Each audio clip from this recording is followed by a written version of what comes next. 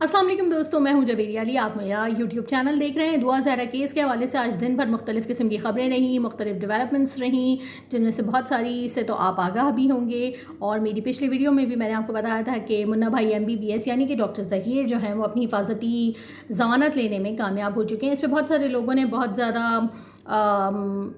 इस बात का इजहार किया था कि क्यों इसको ज़मानत दे दी गई, मायूसी हुई थी लोगों को। लेकिन इतना मायूस होने की ज़रूरत नहीं है, क्योंकि ये हिफाजती ज़मानत है और ये सिर्फ 6 दिनों के लिए जज साहिबा ने जो आज लाहौर हाई कोर्ट में पेश हुए तो उनको दी है। वो भी इस बात से मशरूत कि ये 7वें दिन यानी कि 14 जुलाई को कराची की अदालत में मजिस्ट्रेट के सामने पेश होंगे। तो ये इतनी कोई परेशानी की बात नहीं है। और मौक़िफ़ डॉक्टर साहब की जानिब से ये अपनाया गया कि मेहदी काज़मी साहब या जो इन्वेस्टिगेशन ऑफिसर हैं वो मुझे गिरफ़्तार करवा सकते हैं, जबकि मैं इस ट्रायल कोर्ट में पेश होना चाहता हूँ। चूँकि वो बहुत जीदार आदमी हैं, गिरफ्तारियों से घबराते नहीं है ना, तो उन्होंने इस किस्म की बात की है। बहरहाल अभी इन्वेस्टिगेशन आगे बढ़ती जा रही है और बहुत अच्छी बात है इसकी कि फेयर इन्वेस्टिगेशन हो, जो कि हम पहले दिन से देख रहे हैं कि नहीं हो रही और होनी चाहिए। कोर्ट की जानिब से बारहा कहा गया कि री इन्वेस्टिगेशन की जाए, लेकिन जो IO हैं इन्वेस्टिगेशन ऑफिसर शहानी साहब, वो बिल्कुल भी कोऑपरेट नहीं कर रहे थे। जबरान नासिर साहब जो कि वकील हैं मेहदी काज़मी साहब के, ख़ुद मेहदी काज़मी साहब ने भी बारहा कहा कि इनको चेंज किया जाए, लेकिन उनको चेंज नहीं किया गया। कल उनकी काफ़ी सरजनिश की गई है और अदालत आलिया ने 20 जुलाई की डेडलाइन उनको दे दी है कि आप अपनी तफ्तीशी रिपोर्ट जमा करवाएं, वरना इस हरकत के लिए जो आप नहीं कर रहे हैं तफ्तीश, आपके ख़िलाफ़ भी तादीबी कार्रवाई हो सकती है। जिसके बाद अब 15 से लेकर 19 अप्रैल तक के ज़हीर के कॉल रिकॉर्ड डेटा मांगा गया है और उसको तफ्तीश का हिस्सा बनाने का कहा गया है। अब यहाँ बात काबिल गौर है कि 16 अप्रैल को दुआ अपने घर से गायब होती है, लेकिन ज़हीर का जो डेटा इकट्ठा करने का कहा गया है वो 15 से लेकर 19 तक का कहा गया है, क्योंकि इस बात के काफ़ी शवाहिद मिले हैं कि ज़हीर एंड कंपनी, ज़हीर और टब्बर कराची में मौजूद था और ये सब लोग लेके दुआ को गए हैं लाहौर। वैसे भी ये बात तो ज़ाहिर है कि कोई भी बात मानने वाली नहीं है कि दुआ साहिबा जो हैं अकेली एक अल्लाह मियाँ के भेजे हुए आदमी के साथ लाहौर पहुंच गई, तो इनको कोई ना कोई तो लेके गया। तो सहूलतकार कौन है, असल में तफ्तीश ये करनी थी। और अब कुछ ज़राए से मालूम ये हुआ है कि तफ्तीश में ये बात सामने आ रही है कि ज़हीर एंड टब्बर ख़ुद कराची में मौजूद था, जो दुआ को लेके वहाँ पहुँचे। इस टब्बर में कौन कौन लोग थे, जो मुताज़ाद किस्म की ख़बरें हैं, ये मैं बता दूँ कि ये अभी मुसद्दिका इत्तलात नहीं है, लेकिन बहुत सारे रिपोर्टर्स बहुत सारी बात कर रहे हैं जो कि अपने अंदाज़ों पे भी करते हैं और कुछ क्लूज़ पे भी करते हैं। तो जिनसे मेरी बात हुई है उनके हिसाब से ज़हीर साहब ख़ुद मौजूद थे कराची में, शब्बीर जो उनका बड़ा भाई है वो मौजूद था और उनकी अम्मी जान भी मौजूद थी कराची में, और ये सब लोग लेके दुआ को आए हैं। तो बाकायदा प्लान करके इन्होंने दुआ को अपने घर से निकलवाया और अगवा करके ये लोग लाहौर लेकर आए। तो अब देखें इसके ऊपर मज़ीद इन्वेस्टिगेशन में क्या क्या चीज़ें सामने आती हैं। एक और बात जो कि इन्वेस्टिगेशन ऑफिसर ने खुद कही कि जब उनसे पूछा कि आपने रिकॉर्ड हासिल किया कॉल्स का, तो उनका कहना था कि जो नंबर मुझे दिया गया उसकी तो मौजूदगी कराची में ज़ाहिर नहीं हुई है, लेकिन इत्तलात ये हैं कि ज़हीर साहब के बाद 7 से लेकर 8 तक की सिम्स मौजूद हैं, यानी कि मुख्तलिफ नंबर से एक्टिव रहते थे।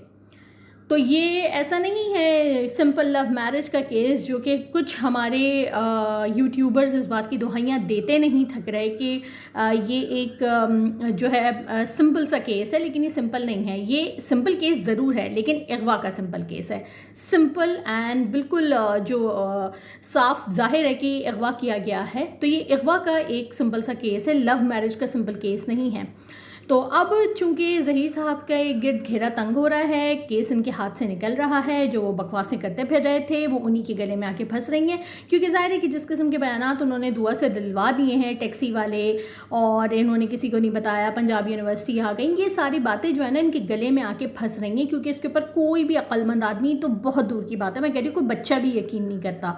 मैं एक वीडियो देख रही थी, वो कुछ बच्चियाँ हैं, 3 बहनें हैं, वो वीडियोज़ बनाती हैं मुख्तलिफ़ किस्म की, तो वो कम उम्र बच्चियाँ हैं, टीनेजर्स हैं, तो वो मिमिक्री कर रही थी दुआ ज़हरा की, ज़हीर अहमद की, और जो एक हमारी ख़ातून नुमा सहाफ़ी नुमा एक हैं, उनकी मिमिक्री कर रही थी, जो दुआ ज़हरा और ज़हीर का पहला इंटरव्यू लिया गया था, और उसमें वो मुख्तलिफ़ किस्म के तंज़िया सवालात उनकी जो असली गुफ्तगू है उसके हवाले से कर रही थी। तो मुझे ये देख के बहुत हंसी तो आई, क्योंकि उन्होंने वीडियो बहुत अच्छी बनाई हुई थी। साथ में मुझे ये भी इस बात का भी अदराक हुआ कि सिर्फ बड़े ही नहीं, बाशऊर लोग ही नहीं, जो बच्चे हैं, जो टीनेजर्स हैं, या जो उससे भी छोटे हैं, उनको भी ये बात हज़म नहीं हो रही कि दुआ साहिबा जो हैं वो अकेली कराची से लाहौर एक टैक्सी में पहुंच गई बग़ैर किसी की मदद लिए, और यहाँ किसी को बिना पता।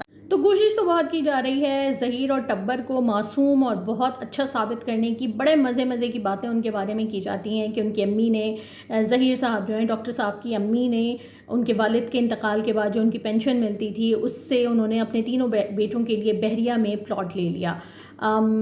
ایسا ہی ہے یہ جیسے کہ دعا کراچی سے لاہور اکیلے آ گئی. مطلب میں اس کے اوپر مزید تبصرہ نہیں کروں گی، لوگ مجھ سے زیادہ بہتر جانتے ہیں پراپرٹی کی ویلیو کتنی ہے یا پینشن کتنی ہو سکتی ہے کسی مالی ہونا کوئی بری بات نہیں ہے، ظاہر ہے کہ سارے عزت دار کام ہیں، لیکن ہمیں خود اندازہ ہے کہ ہمارے ملک میں مالی کی کتنی تنخواہ ہو سکتی ہے اور تنخواہ کے بعد پینشن کتنی ہو سکتی ہے اور بحریہ کے اس پینشن سے کتنے پلاٹ آ سکتے ہیں. خیر چھوڑیں، یہ بھی بیکار بات ہے. ہم نے تو یہ بھی سنا ہے کہ ظہیر صاحب 70 سے 80 ہزار روپے کماتے ہیں.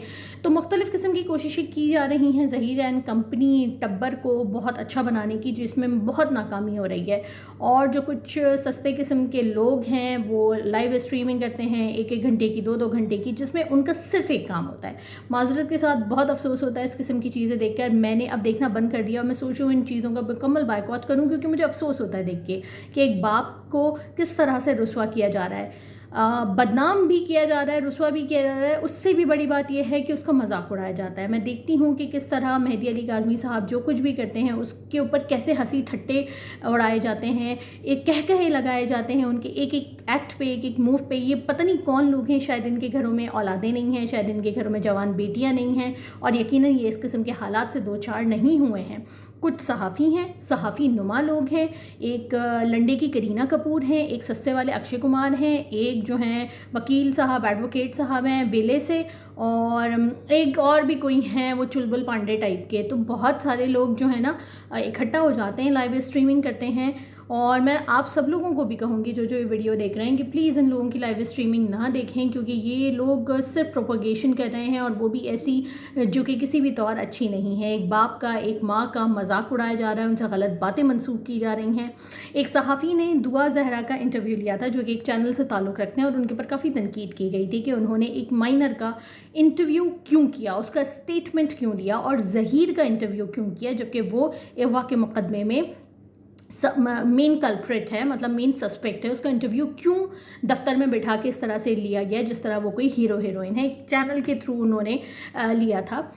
لیکن وہ جو صحافی ہیں ان کے اوپر تنقید تو کی جا رہی ہے کہ ان کے سوال اتنے مناسب نہیں تھے، نہ انہوں نے سخت سوالات کیے، اور جو صحافی کا حق ہوتا ہے وہ انہوں نے ادا نہیں کیا. لیکن آف دی ریکارڈ جو کچھ بھی انہوں نے نوٹ کیا وہ ساری باتیں انہوں نے مختلف یوٹیوبرز کو بتائی ہیں جو کہ میں نے بھی دیکھی ہیں.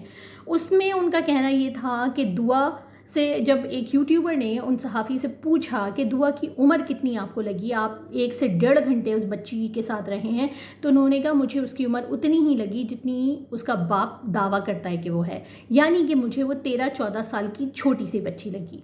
جب ڈاکٹر صاحب کے بارے میں پوچھا گیا کہ ظہیر آپ کو کتنی عمر کا لگا، تو انہوں نے کہا ظہیر میچورڈ ہے، ظہیر کو پتہ ہے کیا بولنا ہے. اس نے کہا کہ جو کچھ بھی تھا، جو کچھ بھی دعا بول رہی تھی، آپ کو کیا لگتا ہے اپنی مرضی سے بول رہی تھی؟ تو انہوں نے اس بات سے انکار کیا. انہوں نے کہا وہ ایک لفظ وہ بول رہی تھی جو ظہیر اسے بتا رہا تھا، ظہیر ہی اس کے منہ میں الفاظ بھی دے رہا تھا، اور وہ ہر سوال کے بعد ظہیر کو دیکھتی تھی، ظہیر اسے اشارہ کرتا تھا تو وہ جواب دیتی تھی، اور وہ جواب وہ دیتی تھی جو ظہیر نے اسے بتایا ہوتا تھا. ظہیر بتاتا تھا کہ میرا کیا موقف ہے، ہم لوگوں کو اس بات پہ کیا کہنا ہے. تو یہ ساری باتیں انہوں نے بتائی ہیں جو کچھ بھی انہوں نے نوٹ کیا اس 1.5 گھنٹے میں. تو اب یہ جو کوششیں کی جا رہی ہیں نا کہ ڈاکٹر صاحب اور ان کے ٹبر کو بہت اچھا سا بنانے کی، تو اس میں ناکامی کی صورت میں اب یہ لوگ اوچھے ہتھ کنڈوں پہ اتر آئے ہیں، اور جو انہوں نے سستے قسم کے لوگ خرید رکھے ہیں ان کو اس کام پہ لگا دیا کہ مہدی علی کاظمی اور ان کے خاندان کو بدنام کیا جائے، ان کی بیوی کو بھی بدنام کیا جائے، ان کے مہدی صاحب کو بھی بدنام کیا جائے. تو اس کام پہ لگے ہوئے ہیں، اور بالکل خوف خدا سے یہ لوگ مبرہ ہو چکے ہیں کہ ان کے آگے بھی کچھ آ سکتا ہے.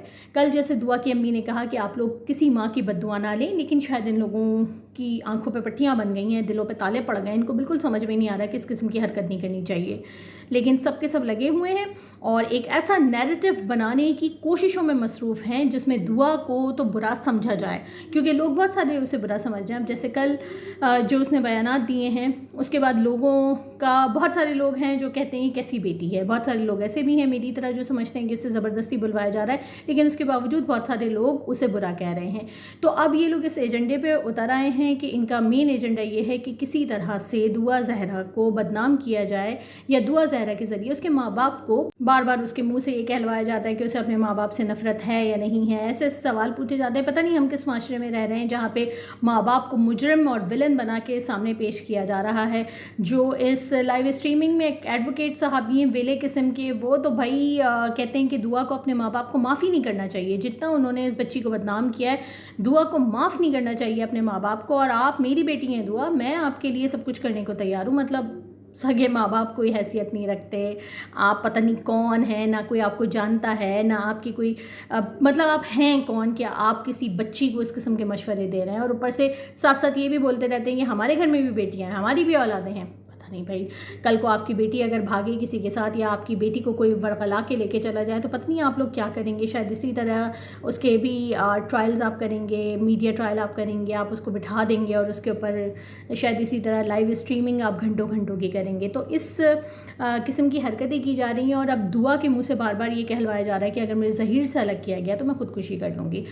وہ اس قسم کی جذباتیت کریٹ کرنا چاہ رہے ہیں کہ دعا جو ہے وہ عاشقی اور محبت میں پڑھ کے جان بھی دے سکتی ہے. وہ اس قسم کی بچی ہے, جبکہ 13 14 15 سال کی بچی, کیا میں اب کیا بولوں اس کے اوپر. میرے پاس سیریسلی الفاظ ختم ہو جاتے ہیں جب میں اس بچی کے بارے میں غور کرتی ہوں. کبھی کبھی مجھے بھی بہت افسوس ہوتا ہے. غصہ تو مجھے اس کے اوپر کبھی نہیں آتا کیونکہ میں سمجھتی ہوں کہ وہ کم عمر ہے, لیکن مجھے افسوس ہوتا ہے کہ وہ کن لوگوں کے ہاتھوں میں ہے اور کس طرح سے ان لوگوں کے ہاتھوں میں وہ مطلب اس کو کس طریقے سے یوز کیا جا رہا ہے. تو بہت سارے لوگ, بے ضمیر قسم کے لوگ اس کو یوز کر رہے ہیں اور وہ یوز ہو بھی رہی ہے. ہو سکتا ہے کہ وہ اپنی مرضی سے ہو رہی ہو کیونکہ وہ ابھی حقیقت کا ادراک نہیں کر پا رہی ہو. یہ بھی ہو سکتا ہے کہ اسے بلیک میل کیا جا رہا ہو. جو بھی ہو رہا ہے, امید یہی ہم رکھتے ہیں کہ انصاف کا بول بالا ہو, جو حقیقت اور سچ ہے وہی لوگوں کے سامنے آئے اور وہی سب تسلیم بھی کریں, دعا زہرا بھی اور ٹبر بھی.